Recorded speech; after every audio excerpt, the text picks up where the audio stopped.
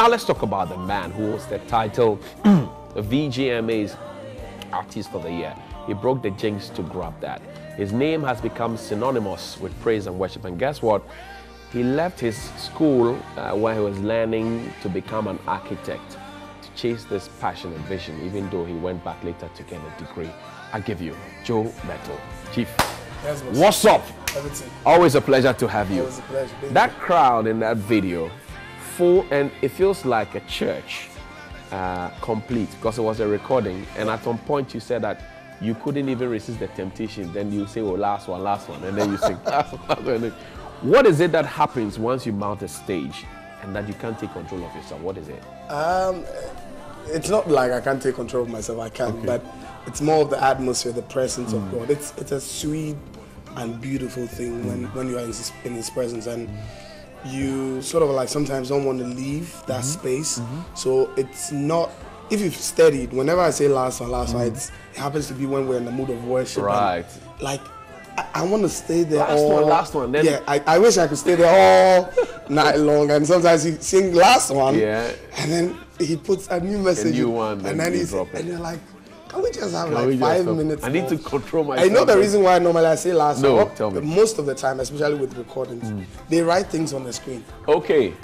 So when I say last one, it's not necessarily the audience I'm talking. I'm talking to the people writing. On my screen. They're queuing you to move on. Can we please go on to the next set? Okay. And I'm like, last one. And then we do it, and then I say last one. I see, interesting. But Joe Mettle, you broke the jinx to become Artist of the Year. And some say, look, that's a big, fat leap. Would there be another gospel musician to take that title again? I think anything is possible. If God can use me to do it, anybody else can do it. Anybody can do it. Yes, anybody can do it. Let's look at the gospel music scene now. Ever since the likes of you, Nasi, Koda, Francis Osei, Francis Samu, there's a long list of you who came on. There seems to have been a breath of freshness. So we're able to select, forgive me, chaff from the wheat. Yes, I like to put it that way, because now it's no longer a shouting party. The people who are leading people to the presence of God. One would want to ask, are you training people to rise up to the occasion as well? Yes. There's a lot of people. There's some who are close, there's some who are far. Okay. The ones close would always talk to you, come to you every time.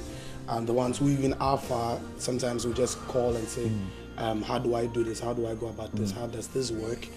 Because maybe they are not able to be with you as they're supposed to, so they're still able to learn. At the same time, we have the opportunity of raising artists right under our noses. I think someone like Luigi is like the first artist we started working with. Right. And there's going to be He has a full album as well. Yeah, he's working on one, but currently he has a single out. Okay. And so we're working on a major album for him, and there are other artists also coming in.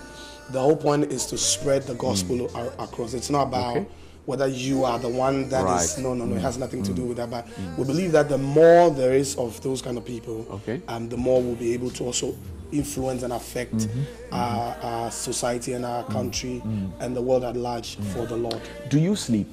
Because I find you at programs and you are around. Everybody wants to have a bite of you. To Mettle here, he leaves, he goes here.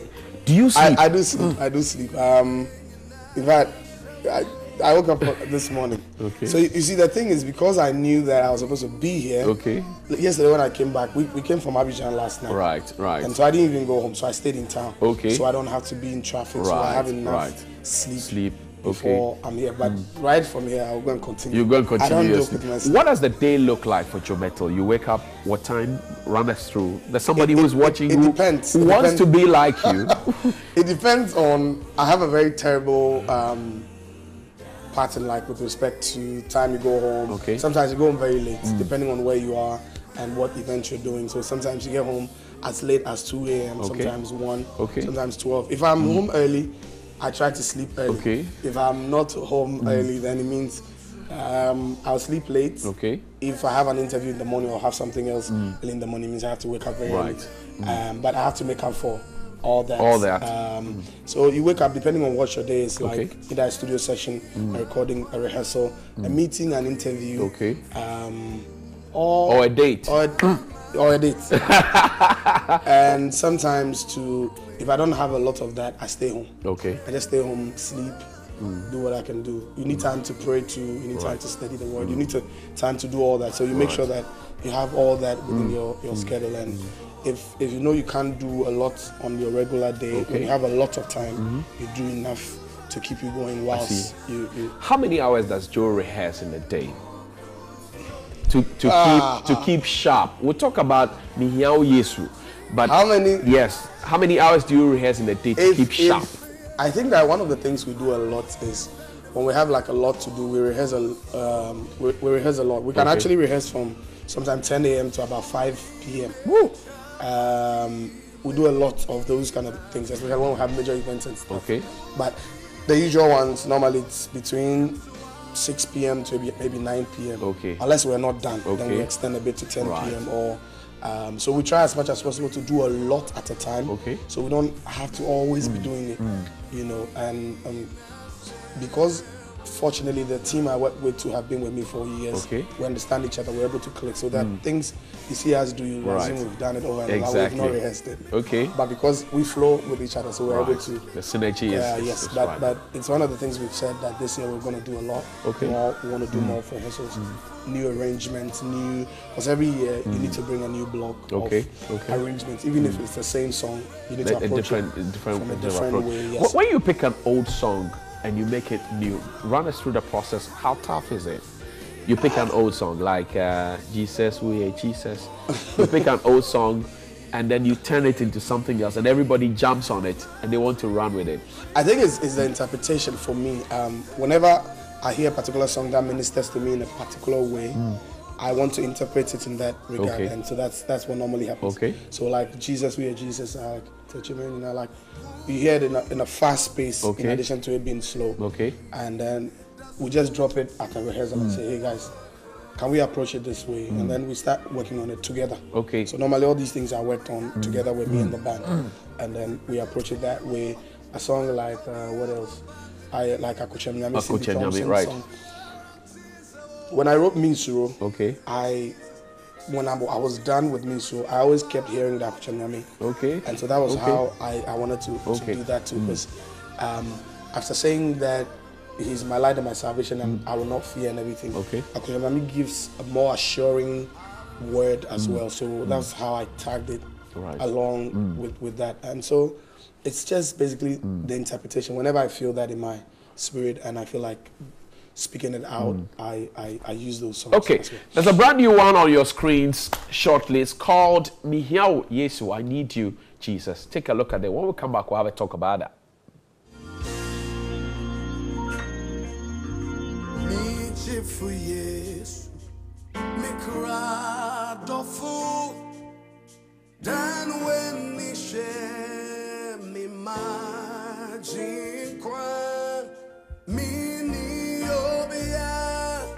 Obechi chachi miri reni na sewu mini obia obechi chachi miri reni na sewu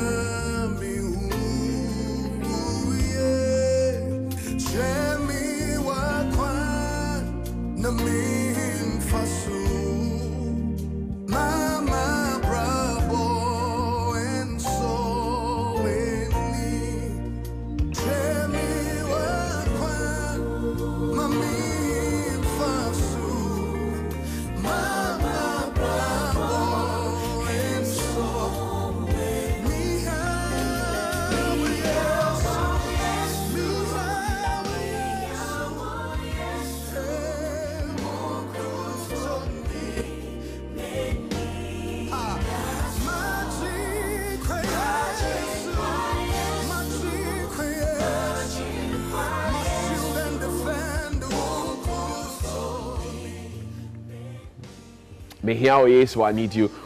Why this title? Mihia Yesu at this time?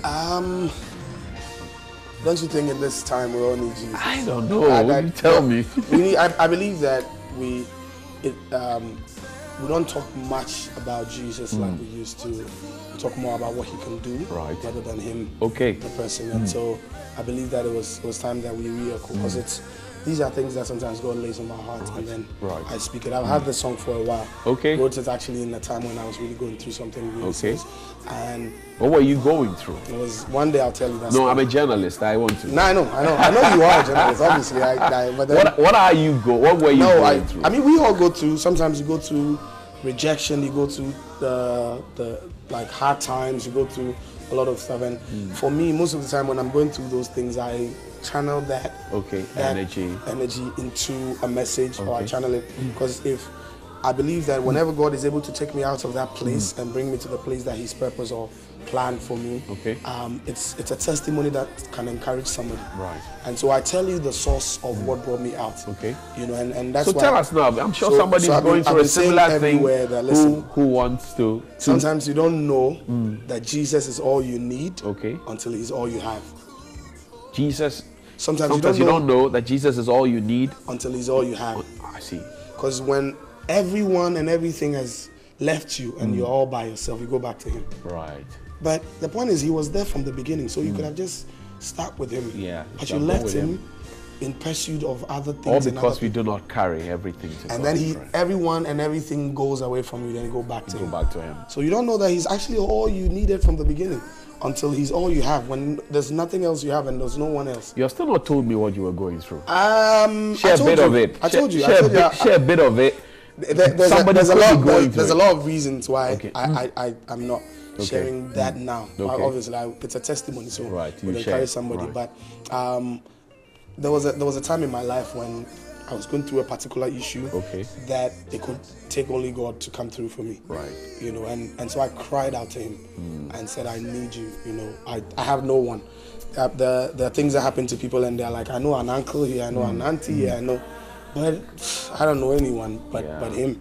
And so I cried out to Him, and that was when the song came to birth as well. And it's a message that I believe is going to bless somebody's life. And already we're getting amazing testimonies of how the song is really doing things in the lives of people. One of the main purpose of the song is to bring people back to the place of prayer, to have a sense of conviction within them, to spend more time with Him. Has the church lost focus in terms of talking about Jesus, talking about that's very generic? Like no, it's not. I mean, I'm asking the church in this totality. I don't think so. Because now the message of prosperity and what can be given to you by Jesus is what is taking center stage, which is why I'm asking. I would say that the church hasn't really lost this sense of focus with respect to talking about Jesus. There are churches that maybe don't talk about Him like they used to. And sometimes some of them are louder. That's why you hear it, but it doesn't mean the church, because you go to churches and they still talk about Jesus, talk about the message of Christ, the work He came to do, and they don't polish it in any way. They talk about the prosperity because it's all part of it. You know, there's a message of salvation and there's a message of the life in Christ, abandoned life. You know, there are two different messages. Unfortunately, sometimes because people talk about prosperity and other things, we assume that then that is also not important. But you can actually be saved having the message of salvation and not living the abandoned life in Christ. I get it. You know, so there are two messages. They go together. You know, but just that sometimes we few places hide. That we had to put this one first. Oh, how long have you had this song? You said you've had it for a while. Maybe 2 years. 2 years. 2 years. Yes. What do you make of the National Cathedral? Do we need it? With this topic always? No, I'm just asking. I'm just asking. We're children of God. Do we need a cathedral? Do you need a cathedral? I don't answer questions here. I ask. No.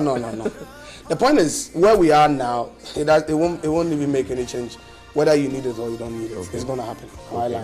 And I think are you in support? Are you in support of it? It's a cathedral. If it's built, I'll use it. So you I will use it. Definitely. I won't sit here and say no. And then when it's done, I'll say. Joe Mettle, thank you very much. I wish you all the best. The wedding invitation hasn't come. It will come. When? It will come. Akofa says I should ask you. Oh, Akofa, it will come. When? We had a chat in 2017. You said it's coming. 2018, you said it's coming. 2019. Harriet has married within that time. Amma has married within that time. I have married within that time. Oh, are you married? Yes. I have a certificate to the dross now. So, so that note. Yeah. This is where we wrap up. Don't worry, it will come. It will come. So, Jomet, you are doing my job for me. Okay. Let me say happy birthday to you, Brigadier General Constance Ejeni Afenu of the Ministry of Defense. To you, Patrick Kinsley Opoku of Kingstel Hotel in Chakradi, Jacob Endless Ai, Papa Kofi Abronoma Christian J. Frimpong, and to you, if it's your birthday today, happy birthday. We love you. Gifty and up here, happy birthday to you as well. We're going. We'll see you tomorrow. Tomorrow is Wednesday's Independence Day. Yeah. I thought we were going to sing the national anthem. Okay, yeah. No, okay. Right. No, let's sing it. Let's sing it. God bless our homeland, Ghana, and make our nation great and strong. Bold to defend forever the cause of freedom and of right. Fill our heart with true humility.